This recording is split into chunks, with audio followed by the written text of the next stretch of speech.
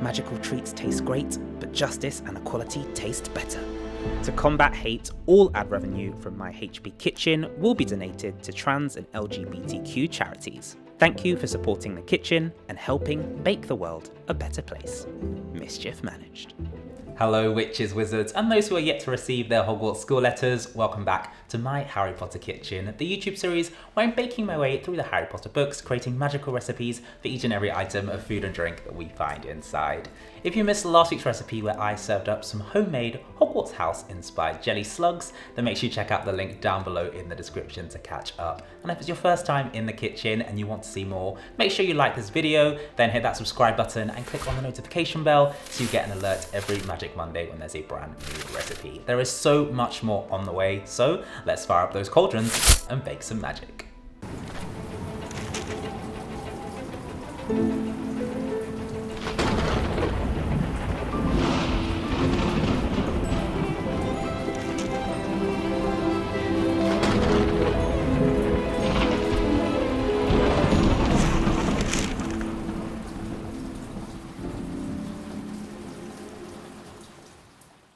This week's recipe can also be found in Chapter 10 of the Prisoner of Azkaban, The Marauder's Map, where we see creamy chunks of nougat.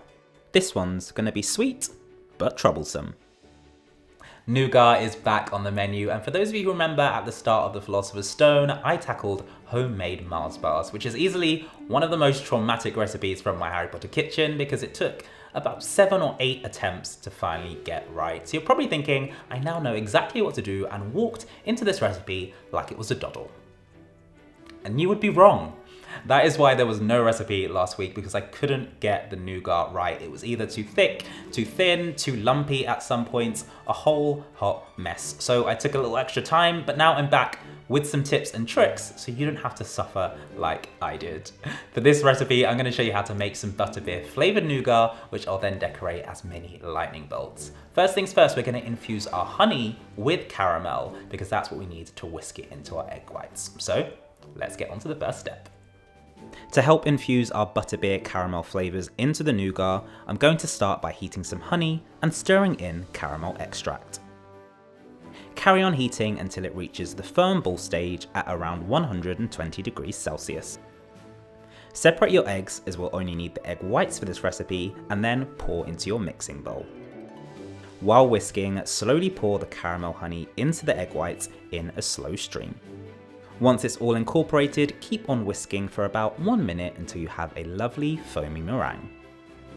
So that is our first big lesson. You cannot whisk any form of fat into the egg whites, otherwise they'll deflate. That means the classic butterscotch sauce is off the menu because it contains cream and butter, and instead we need to use this caramel infused honey. Okay, next up we're going to create our sugar syrup, which will whisk into the egg whites to help them thicken up. And again, lesson 2, watch the thermometer. If it goes too far, then it's going to get really thick and seize up in your bowl. But if you don't heat this up enough, then it will be too thin and make your egg whites really runny. So my top tip is watch as the thermometer rises, and as soon as it hits temperature, take it off the heat and get whisking. To make your sugar syrup, add sugar, water and liquid glucose into a pan and bring to the boil. Gently swirl or stir until all the sugar has dissolved, and then add in your thermometer.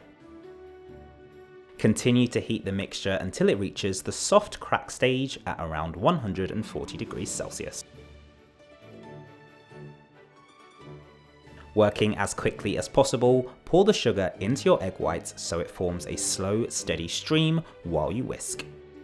Keep on going until all the syrup has been added. At this point, the bowl will be very hot, so you want to continue whisking on a high speed until it cools and thickens.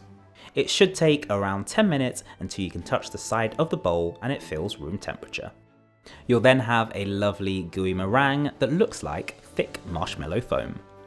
Okay, if you've made it to this point, you are almost in the clear, as the final step is just to flavour your nougat base, and that is super simple, thank Dumbledore. Traditionally, nougat has a range of nuts in it. I'm using pistachios and then also using some mini fudge chunks to add an extra element of our butterbeer flavours. Once the nougat has set, you can then chop that up. Usually nougat is served in squares or rectangles, but it's my Harry Potter kitchen and we love some lightning bolts, so that's what I'm going to use for mine. To get the best flavour out of the pistachios, pour them onto a baking tray and then bake in the oven at 180 degrees Celsius for 10 minutes. While the nuts are roasting, you can prepare your dish by measuring out 2 pieces of rice or wafer paper. Lightly brush the tin with some oil and then dust with icing sugar to prevent sticking. Place your first square into the bottom and then save the other for the top. Once the pistachios are lightly golden, you can use them whole, but I prefer to roughly chop them.